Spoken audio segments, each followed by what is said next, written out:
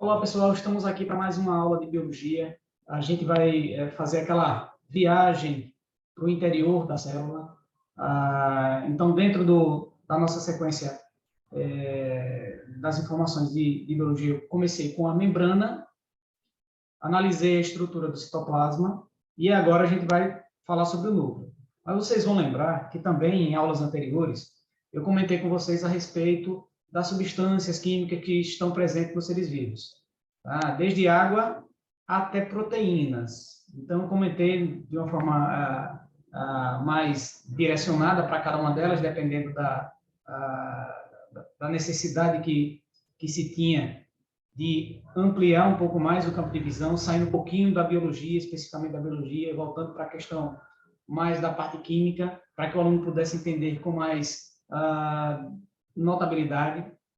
Então, dentro daquela sequência, comecei falando de água, falei dos sais minerais, falei de vitaminas, falei de carboidratos, falei de lipídios e das proteínas. E ficou faltando falar a respeito, de uma forma mais aprofundada, de ácidos nucleicos.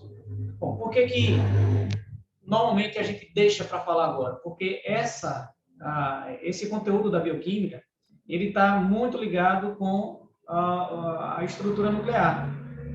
Quando a gente vai falar das divisões celulares, tá? Da mitose, da meiose, que vai ser o ponto-chave, né, o objetivo final dessa sequência de aulas agora, para entender qual é o comportamento dessas células, tá? Dentro dos mecanismos de divisão celulares, eu preciso entender como é que o DNA e o RNA estão estruturados, como é que eles se relacionam, e a partir daí eu vou compreender melhor as divisões celulares.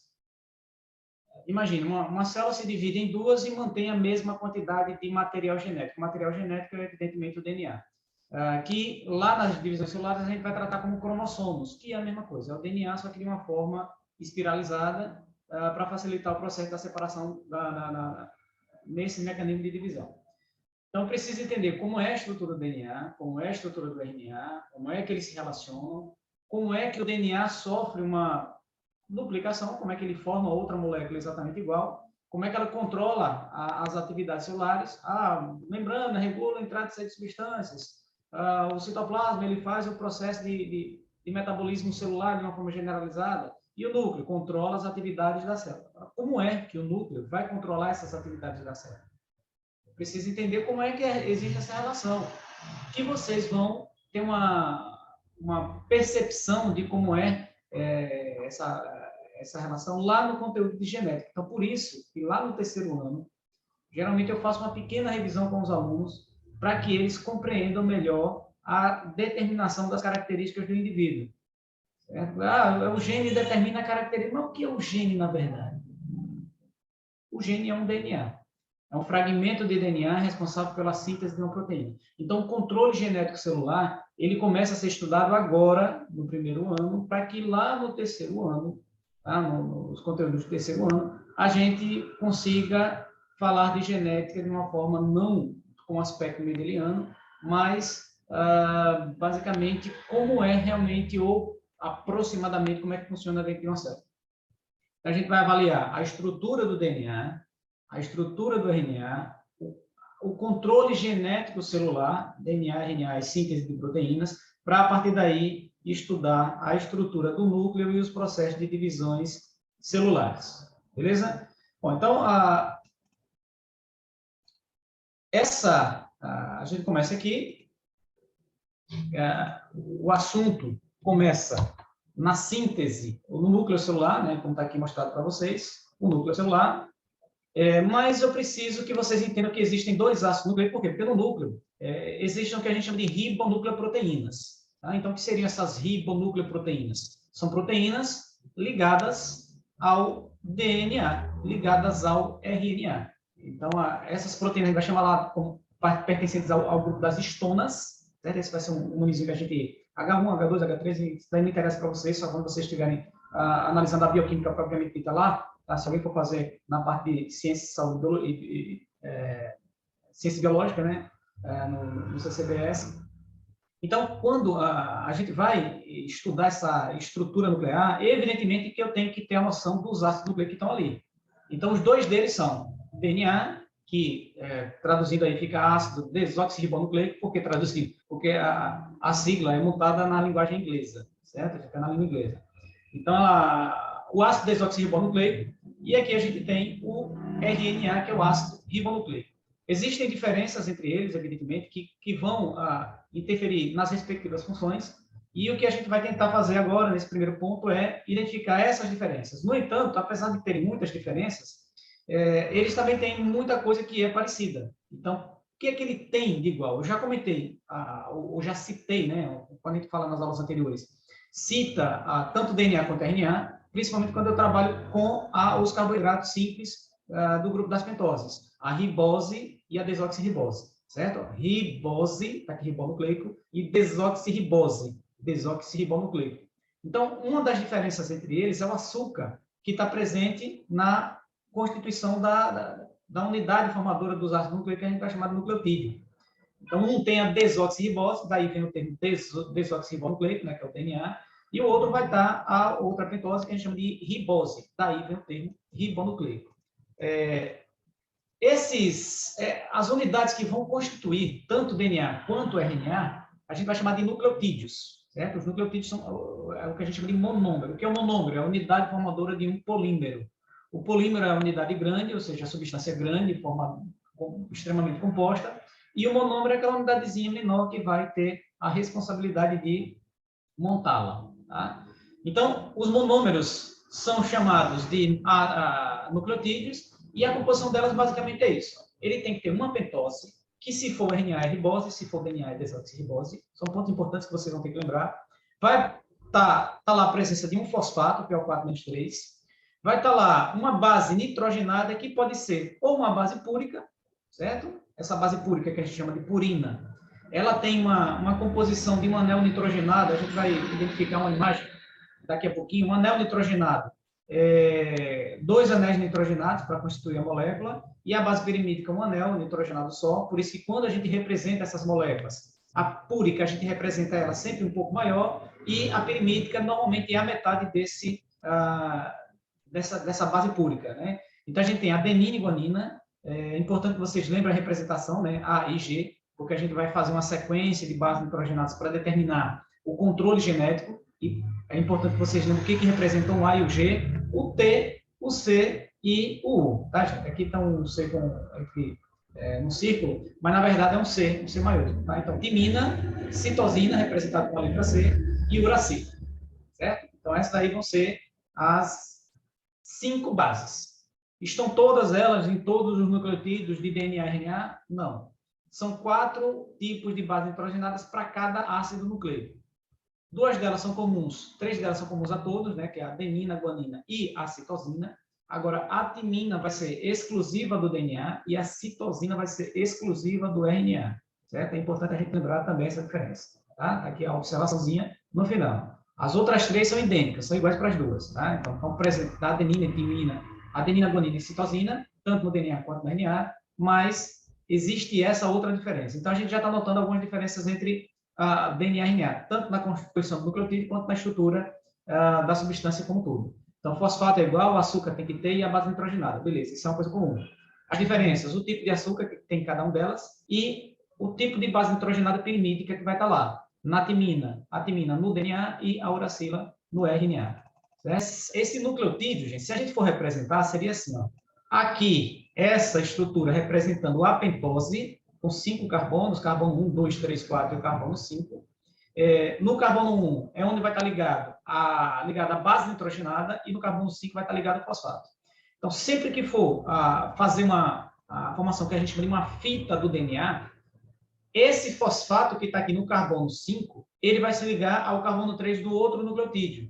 Então, por isso que a gente vai constituir, né, e a gente vai fazer a leitura da molécula assim. É uma fita 3 linhas e 5 linhas, tá vendo? Tá aqui representado, 1 com a apóstrofe, que a gente chama de 1 linha, 2 linhas, 3 linhas, 4 linhas, 5 linhas. Então, a leitura vai ser essa. Quando eu digo que é 3 linhas para 5 linhas, eu estou dizendo que aqui está o término, né, o ponto do carbono 3 da base do açúcar, e aqui está o carbono 5 do outro, da mesma molécula.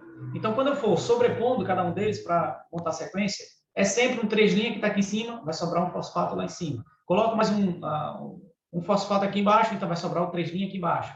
Então, sempre vai ter a sequência 3' para 5'. Sempre um 3' inicial e um 5' final. Não importa a quantidade de bases nitrogenadas que você tem. Essa daqui seria a representação mais prática, né? Porque se eu for representar os anéis nitrogenados, olha lá. Isso aqui é uma base pirimídica. Desculpa, é uma base púrica, porque ela tem 2 anéis nitrogenados. Né? Nitrogênio, nitrogênio, nitrogênio. Não tem carbono, certo? Então, cada um deles aqui está presente. Aqui é carbono, aqui é carbono. Essa base nitrogenada aqui, ela tem a gente percebe porque carbono precisa de 4 ligações. Aqui tem 1, 2, 3, 4 ligações. Tá? Então, esse daqui é uma base púrica, pode ser uma timina, pode ser pode ser uma adenina, pode ser uma guanina, vai depender da sua composição, como está aqui representar. E para representar mais simplificadamente, a gente tem isso.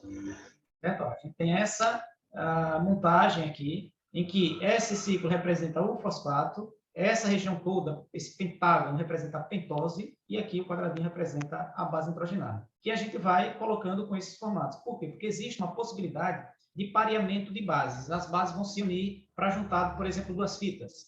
E essa junção não pode ser de qualquer forma. Tem que ter como se fosse um encaixe perfeito de chave fechadura, como a gente já comentou, algo parecido lá nas enzimas, na reação enzimática. Então, por exemplo, esse daqui, eu estou colocando a adenina, que ela tem um encaixezinho como uma seta. Esse daqui seria a base complementar, que ela vai se encaixar exatamente no mesmo plano e, portanto, tem o pareamento de adenina com timina. Essa guanina, ela está mais curvada aqui, representada mais curvado, para indicar que ela vai se encaixar nesse outro tipo de base aqui, certo? Então, essa estrutura ou essa representação é para orientar o aluno a dizer que tem a possibilidade de se encaixar, as bases nitrogenadas se encaixam entre si. Então, essas aqui seriam as representações das bases nitrogenadas. Por exemplo, essa daqui agora, já dá para perceber, ó, tá vendo? Essa molécula aqui é a representação da adenina, porque a guanina ela tem uma diferença no seu comportamento, na quantidade de carbono, na distribuição de hidrogênio, a posição das moléculas, tá vendo? Elas são diferentes. Aqui o NH2 lá em cima, o NH2 aqui embaixo. Tá? E aqui tem o oxigênio e nessa outra não tem. Então, basicamente, a diferença vai ser a presença desse O aqui, desse oxigênio. Tá, claro, mas não se preocupe que isso aqui não é para que vocês memorizem ou entendam como é que funcionam essas ligações. O comportamento dessas ligações é para conteúdo de terceiro ano. Tá? Porque tem que ter a formação do anel. Mas, tanto uracila, quanto citosina, quanto timina, um anel só. Tá vendo? Base purina ou púrica, adenina e guanina, 2 anéis. Então, isso identifica que, na representação, eu represento essas bases púricas maior e aqui a gente representa as bases pirimídicas com tamanho menor. Bom, e aí a gente vai tentar comparar agora as diferenças e a semelhança é ter nucleotídeo, ter base nitrogenada, ter a ribose, composto por fosfato, a ligação 3' 5'. Então, essas são semelhanças. As diferenças vão estar aqui. Na base, em termos de DNA, a base timina vai estar presente nela, o açúcar, a desoxirribose, e a estrutura dela vai ser uma dupla fita, em forma de hélice. A localização, geralmente, ela vai estar no núcleo. Por que a gente diz assim, que na maioria ou geralmente? Porque a grande maioria dos organismos são eucariontes e o eucarionte concentra o material genético no núcleo. Mas não todo ele, porque existem 2 organelas que a gente já comentou no conteúdo de citoplasma. Uma delas é o cloroplasto, a outra é a mitocôndria, que apresenta um DNA próprio, então é fora do núcleo. Se for um procarioto, o próprio citoplasma contém material genético disperso. E aí, as diferenças com o RNA. A base nitrogenada, o açúcar, que vai ser a ribose, o número de fitas, que vai ser uma só, tá? Vai depender também, independente do tipo de RNA que exista, se é o mensageiro, ribossômico ou transportador, mas vai ter uma fita só. E a localização, ele é produzido a partir do DNA. Então, se ele está geralmente no núcleo, o DNA geralmente está no núcleo, então o RNA vai ser produzido no núcleo. E depois ele vai ser encaminhado para o citoplasma, porque a função dele vai ser lá. A função do RNA é controlar a síntese de proteína. É o controle, a regulamentação desse processo. E aí a gente vai ter 3 tipos de RNAs. O ribossômico é aquele que vai se ligar a proteínas para formar as 2 subunidades do ribossomo, a menor e a maior, 60S e 80S. Então, eles começam a ser produzidos no núcleo, se encaminham para o citoplasma. Lá no citoplasma, as ribonucleoproteínas, ou seja, o ácido ribonucleico junto com a proteína, se unem entre si e formam uma unidade constituidora, formadora das proteínas, que são chamadas de ribossomos, que a gente já viu também que a função do ribossomo é simplesmente sintetizar proteínas. A presença de um sítio A, a presença de um sítio P, o A, que vai ser onde o aminoácido vai ser reconhecido e vai ser conectado, e o sítio P é onde vai haver a ligação peptídica, certo? De proteína, onde vai ocorrer a formação do peptídeo da proteína. O outro tipo de RNA é o RNA transportador. O que é que ele transporta? Ele transporta aminoácidos, certo? Então, estão os aminoácidos espalhados no citoplasma, ele reconhece, liga e transporta até a região onde o ribossomo está sintetizando. Agora, como é que esse ribossomo sintetiza? Como é que ele sabe qual é a sequência de aminoácidos para ser colocado? Por causa da mensagem genética que é enviada para lá através do RNA mensageiro. Então, o DNA contém a mensagem, por isso que a gente diz que ele controla, mas ele não controla saindo, ele controla mandando alguém fazer, ou mandando alguma substância fazer, digamos assim. Então, é como se ele fosse o dono da empresa e os RNAs fossem seus gerentes de produção. Então, ele está lá, contém informação, transfere essa informação na forma dos RNAs. O mensageiro é que tem o código genético para a definição do tipo de proteína a ser produzida. E é assim que, a partir do momento que a proteína é produzida, há um controle genético celular. Então, não é um controle genético, é um controle proteico. Mas essa proteína, ela é determinada, sua composição é determinada pelo tipo de DNA que está lá. DNA contém informação, contém todo o poderio de determinar o que tipo de proteína vai ser produzida, envia essa mensagem através do RNA mensageiro, o RNA mensageiro, junto com o transportador que vem trazendo aminoácidos, com o ribossomo que tem a possibilidade de monta a proteína. E a proteína vai agir na célula determinando a característica do indivíduo, certo? Então, isso daí é assunto de genética. Tranquilamente, vocês vão ter que entender isso daí lá na frente, ou revisar, no caso, né? Esses ácidos nucleicos, né, esses DNA, tá aqui a moléculazinha, uma dupla fita, tá vendo aqui uma fita, uma segunda fita, ligadas por pontes de hidrogênio entre si, lembrando que a fita ela é montada pela união de nucleotídeos através do fosfato que está no carbono 5 com o carbono 3 do outro nucleotídeo. Então, aqui está o fosfato, aqui está o carbono 5, eles juntam. E aí vai unindo para formar a fita. Só que uma fita, ela vai ter que se parear com a outra, mas digamos que ela seja esse aqui, ó, certo? Tá? Esse aqui, ela está com a base nitrogenada e a base nitrogenada. Então, no caso da formação da fita, como não há um pareamento possível nessa situação, essa outra fita vai ter que inverter para que as bases nitrogenadas se liguem e aí constituam a molécula de DNA. Por isso que a gente diz que ela é helicoidal, dupla fita em forma de hélice e com as fitas antiparalelas. Por isso que vocês vão encontrar uma representação assim, ó. Essa fita que está representada em vermelho, ela tem, digamos, 3 linhas aqui embaixo, 5 linhas lá em cima.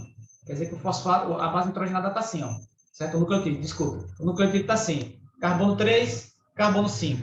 E essa outra daqui, para se igualar e parear, ela vai fazer o sentido inverso. Então, aqui vai ser o carbono 3 e lá embaixo vai ser o carbono 5. Ela vai ser antiparalela, certo? Ela é paralela, mas no sentido contrário. Então, aqui 3 linhas, lá 5 linhas. Aqui 3 linhas, lá embaixo 5 linhas. Tá? Então, tem uma inversão de características, uma inversão não características, mas de sequência de nucleotídeos. Então, aqui está a representação do DNA, e esse DNA, ou o DNA como um todo, ele tem sequências codificadoras, mas sequências que vão produzir RNAs mensageiros, são sequências da informação do tipo de proteína a ser produzida, sequências que vão só produzir RNAs transportadores e sequências que vão produzir RNA ribossômico. Tem uma região do DNA nuclear, ou seja, do DNA dos eucariotos, que é responsável especificamente pela síntese de RNA ribossômico. A gente vai chamar de nucleolo, região organizadora de alta síntese de proteína, de